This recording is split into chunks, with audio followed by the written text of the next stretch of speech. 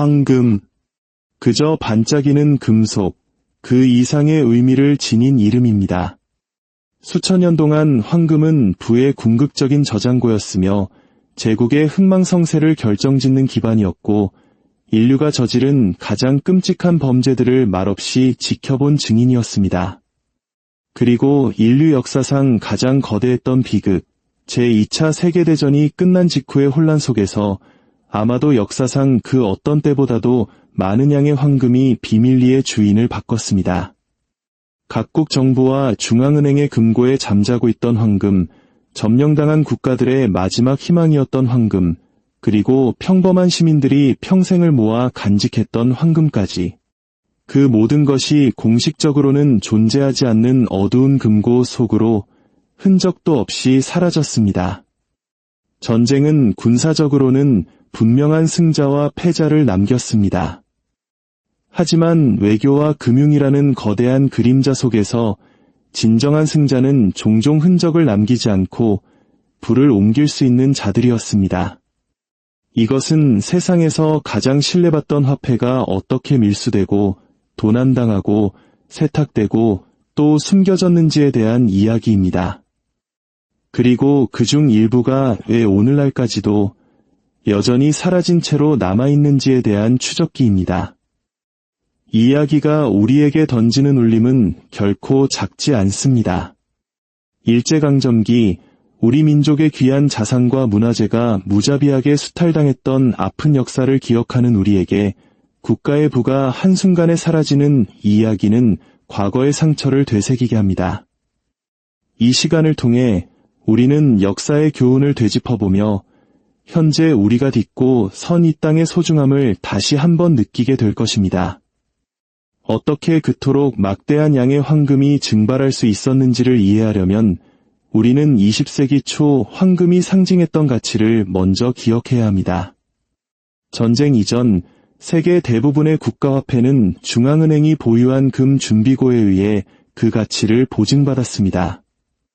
이것이 바로 근본이제였습니다.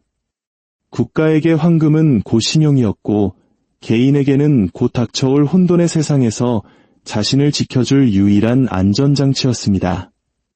1930년대 후반 유럽의 전운이 감돌기 시작하자 침략의 공포를 느낀 국가들은 자국의 금을 해외로 비밀리에 옮기기 시작했습니다. 네덜란드는 조용히 120톤이 넘는 금을 영국, 캐나다, 그리고 미국으로 보냈습니다. 벨기에도 수백 톤의 금을 안전하다고 믿었던 곳으로 이전했습니다. 하지만 1940년 나치의 진격은 그들이 상상했던 것보다 훨씬 빨랐습니다. 나치는 점령지에 들어서는 족족 중앙은행의 금고부터 장악했습니다. 황금은 단순한 전리품이 아니었습니다. 그것은 전쟁 자금을 조달하는 핵심적인 도구였습니다. 나치 독일은 탈취한 황금을 이용해 중립국들로부터 전쟁의 필수적인 물자를 사들였습니다. 특히 스위스의 은행들은 그 금의 출처에 대해 많은 것을 묻지 않고 기꺼이 받아주었습니다. 가장 악명 높은 사례는 벨기에의 황금 사건입니다. 점령 직전 벨기에는 198톤의 금을 안전하게 보관해달라며 프랑스 중앙은행에 맡겼습니다. 그러나 프랑스마저 함락되자 이 황금은 보호를 명목으로 당시 비시 프랑스 정부의 통제하에 있던 서아프리카의 다카르 항구로 옮겨졌습니다. 그리고 그곳에서 조용히 독일 제국은행의 소나기로 다시 들어갔고 이는 결국 나치의 전쟁 기계를 가동시키는 자금이 되었습니다. 물론 모든 국가가 속수무책으로 당한 것은 아니었습니다. 폴란드는 침략을 예견하고 루마니아, 터키를 거쳐 마침내 미국과 캐나다까지 금을 옮기는 대담한 탈출 작전을 성공시키기도 했습니다. 그럼에도 불구하고 점령지에 남아있던 막대한 양의 금은 나치의 손에 들어갔고 그 대부분은 즉시 녹여져 출처를 알 수 없도록 새로운 금괴로 둔갑했습니다. 하지만 나치의 약탈은 이야기의 일부에 불과했습니다. 전쟁이 길어지는 동안 태평양 건너편의 일본 제국 역시 아시아 전역에서 조직적인 약탈을 자행하고 있었습니다. 점령하이 중국, 동남아시아, 그리고 필리핀에서 일본군은 금, 은, 보석, 그리고 수많은 문화재를 강탈했습니다. 전후에는 이 작전이 소위 황금백합 작전이라는 이름으로 알려지게 되었습니다. 이 이야기는 우리 한국인에게는 너무나도 익숙하고 가슴 아픈 역사입니다. 우리 땅의 수많은 자원과 귀중한 문화유산이 일본으로 불법 반출되었고 그중 상당수는 여전히 행방이 묘연합니다. 일본이 약탈한 보물들은 전쟁이 끝난 후를 대비해 필리핀 등지의 비밀 금고나 동굴에 숨겨졌다고 전해집니다.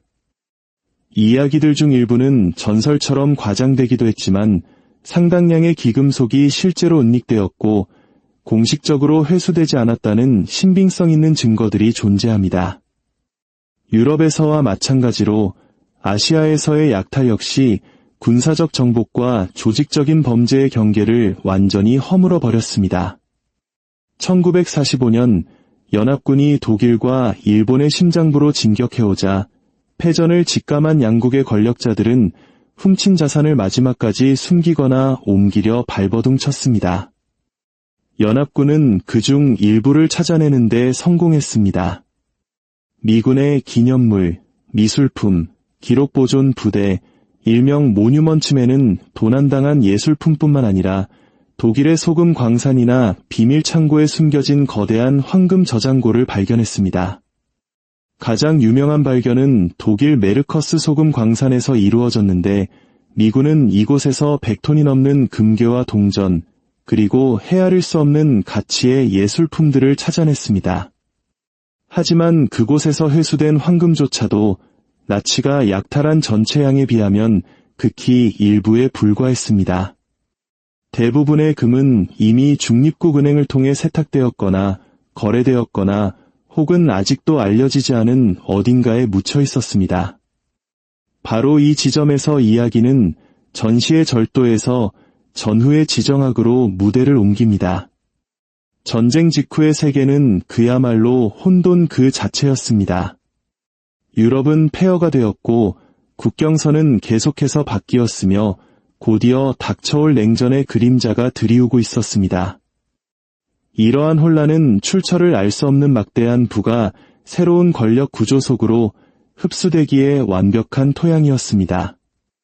연합국은 1946년 삼국금위원회를 설립하여 회수된 금을 원래 주인인 국가들에게 돌려주려 했습니다. 위원회는 수십 년간 활동하며 약 336톤의 금을 처리했습니다. 그러나 전쟁 중 약탈된 것으로 추정되는 수천 톤의 금에 비하면 이는 그야말로 빙산의 일각이었습니다. 나머지는 개인의 비밀 금고로 결코 인정되지 않은 국가의 비자금으로 혹은 대륙을 넘나드는 거대한 금융 네트워크 속으로 증발해버렸습니다. 이 시기 가장 논란이 되었던 부분 중 하나는 바로 스위스와 같은 중립국들의 역할이었습니다. 스위스 국립은행과 민간은행들은 전쟁 기간 동안 나치 독일로부터 수억 달러 가치의 금을 매입했습니다. 물론 그중 일부는 전쟁 전 독일이 합법적으로 보유했던 금일 수도 있었지만 상당수는 점령국에서 약탈되었거나 심지어 홀로코스트 희생자들에게서 빼앗은 금이라는 것이 명백했습니다. 1990년대 후반에 이르러서야 역사적 조사를 통해 스위스 은행들이 도난된 금이라는 사실을 알면서도 거래했으며 전쟁이 끝난 후에도 오랫동안 그 비밀을 유지해왔다는 사실이 확인되었습니다. 포르투갈, 스페인, 스웨덴, 터키의 은행들 역시 전시 황금 유통의 중간 다리 역할을 했다는 비슷한 비난을 피할 수 없었습니다. 전후 시대는 또한 추적이 불가능한 자산으로 자금을 조달하는 비밀 정보기관들의 활동이 급증한 시기이기도 했습니다. 동과 서, 공산주의와 자본주의로 세상이 나뉘었을 때 공식적인 장부에 기록되지 않는 금을 보유한다는 것은 그 무엇과도 바꿀 수 없는 가치를 지녔습니다. 사라진 전시 황금의 일부가 공산주의 확산을 막는 비밀 작전에 사용되었거나 특정 정당을 지원하거나 혹은 유럽과 아시아의 친서방 정권을 안정시키는 데 쓰였다는 의혹은 오늘날까지도 계속되고 있습니다. 이런 의미에서 황금은 단순히 사라진 것이 아니었습니다. 그것은 첩보와 선전, 그리고 경제적 영향력으로 싸우는 새로운 형태의 세계적 분쟁, 즉 냉전이라는 거대한 기계의 부품으로 재활용된 것이었습니다. 1950년대와 60년대에 이르러 세계는 브레튼우즈 체제 하에서 보다 복잡한 금융 시스템으로 나아갔지만 금은 여전히 국제결제의 중심이었습니다. 공식적으로 금값은 고정되었고 각국의 금 보유량은 공개되었습니다. 하지만 비공식적으로 일부 국가들은 신고한 것보다 훨씬 많은 양의 금을 비밀리에 보유했을 가능성이 높습니다. 그리고 공식적인 금고 안에 있는 금 중 일부조차도 어두운 과거를 가지고 있었을지 모릅니다. 전쟁 기간 동안 막대한 양의 금을 받아들였던 미국이나 영국 같은 국가들은 그 출처에 대한 공개적인 논의 없이 이를 자국의 준비금에 편입시켰습니다. 폐허 위에서 경제를 재건해야 했던 국가들에게 내 금고 안의 금이 한때 다른 누군가의 것이었을지도 모른다는 질문은 국가 안정을 위해 종종 무시되었습니다. 그럼에도 불구하고 미스터리는 계속됩니다. 오늘날에도 연구자들, 보물 사냥꾼들, 그리고 각국 정부는 때때로 새로운 발견을 발표합니다.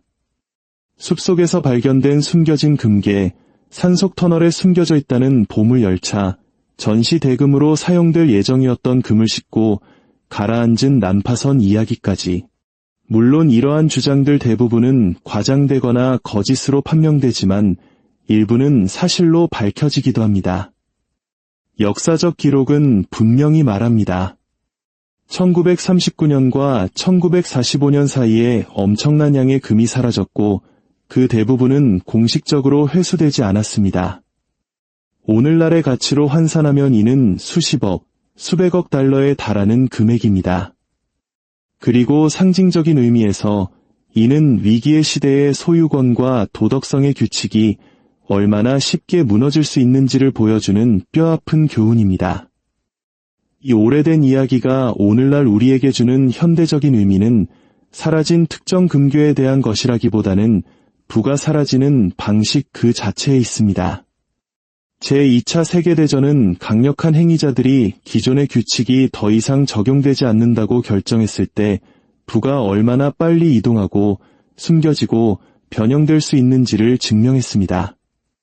국경을 넘어 자산을 옮기는 기술, 중개인을 통해 자금을 세탁하는 기술, 유령 회사를 통해 소유권을 숨기는 기술. 이 모든 기법들은 오늘날에도 정부뿐만 아니라 거대 기업과 개인에 의해 여전히 사용되고 있습니다. 1997년 외환위기 당시 나라를 구하기 위해 장롱 속에 간직했던 금반지까지 내놓았던 우리 국민들의 순수한 마음을 기억한다면 부의 진정한 가치와 그것이 얼마나 허망하게 사라질 수 있는지에 대한 이 이야기는 더욱 깊은 울림으로 다가옵니다. 역사가 주는 교훈은 냉정합니다. 금은 인플레이션이나 정치적 격변, 통화 붕괴로부터 안전한 자산처럼 느껴질지 모릅니다. 하지만 그 안전성은 궁극적으로 그것이 어디에 보관되어 있고 누가 그것을 통제하느냐에 달려 있습니다. 전쟁 중 유럽에서 침략군이 하룻밤 사이에 점령할 수 있다면 중앙은행 금고 안의 금은 아무런 보호막이 되지 못했습니다.